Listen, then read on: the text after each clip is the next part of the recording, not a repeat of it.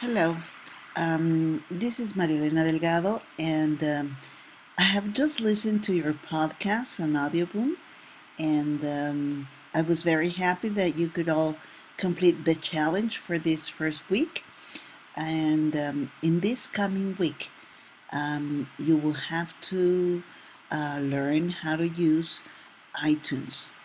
This might be a familiar tool for many of you, especially those who are used to using podcasts. It's an invaluable help, especially if you are planning to include podcasting as one of your teaching activities. As you can see on your screen, I have already subscribed to your podcast. So, what that means is that every time you produce a podcast, it will be immediately downloaded into my computer, and so I can always access your posts and have a careful look at them, even though I may not have an internet connection. When it's downloaded, well, um, I don't necessarily need to be using an internet connection to listen um, to your posts. Now, this could be an advantage, especially because as teachers, we want to listen to our students' podcast and reflect on maybe general comments that you want to make to your students in order so that they can think about what they're doing right or the areas where they need to polish and brush up their language. Okay, I'm sorry, but I have a sore throat. The weather has been kind of hectic here in the city.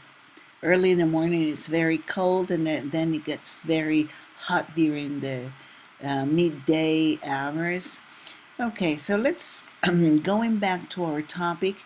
What you see in your eyes on your screen is the iTunes tool, and you can see your podcast that I have already registered. And these are some of the podcast series that I enjoy. One of my favorite ones is The Life Scientific. I'm currently working on a project, on a CLEO project. That means language integrated teaching sciences. Um, I also love Desert Island Discs. They're interviews with personalities from different realms, areas of the world. History of the Book in 100 Objects. A wonderful series. I wish I had been taught history in this fantastic way through objects. And so, as you can see, you can have a, a wide collection of podcasts to listen to.